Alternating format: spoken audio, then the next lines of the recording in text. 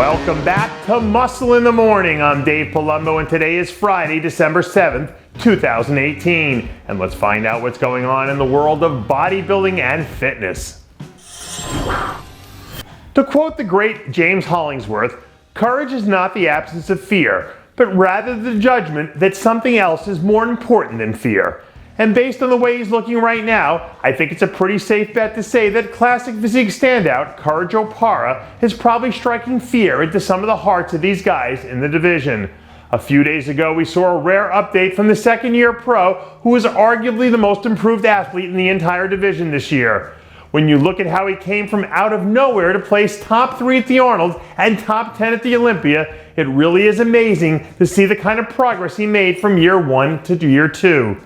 So if he makes the same kind of improvements this offseason, we could see Parra rattle off a bunch of victories in 2019.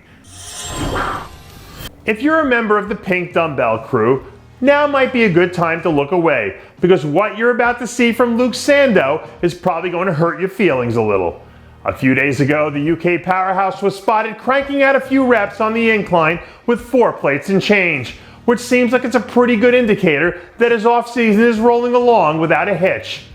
Even though he flew under the radar for part of the year, the Sando we saw in his second season as a pro was definitely much improved and very impressive at times. So as long as he keeps doing what he's been doing, I don't see any reason why he wouldn't be ready to roll and pick right back up where he left off in 2019. As the old saying goes, Mama didn't raise no fool. But in Juan Morel's case, apparently Mama also said, son, you better make sure you don't skip leg day either. Bright and early Tuesday morning, we saw a new update trickle out from sources inside Juan Morel's camp, where they've been apparently making an effort to invest in the leg department over these last few weeks. Throughout his whole 2018 campaign, it felt like Juan's been in a really good place, both physically and mentally. So now that he's riding that wave straight through into the off-season, hopefully that means that next year he'll be dropping in like a tsunami by the time the New York Pro rolls around. In our sport, there are competitors who are true terminators. All they do is eat, sleep, and train.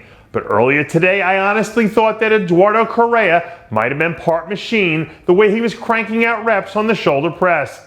Somewhere deep down there in the heart of Brazil, the former 212 Olympia standout was absolutely crushing a monster shoulder session, which probably added some serious fuel to the fire of the Eduardo Correa comeback rumors that have been circulating over these last few months. But when he was at the peak of his powers, this guy was absolutely one of the most elite athletes in the 212 division. So if he really is trying to recapture that form, it'll be interesting to see how he fits into the new landscape that this division has taken on over these last few years. And that does it for yet another edition of Muscle in the Morning. I'm Dave Palumbo, reminding you to always be true to your passions, and make sure to follow us on Facebook, Instagram, and Twitter.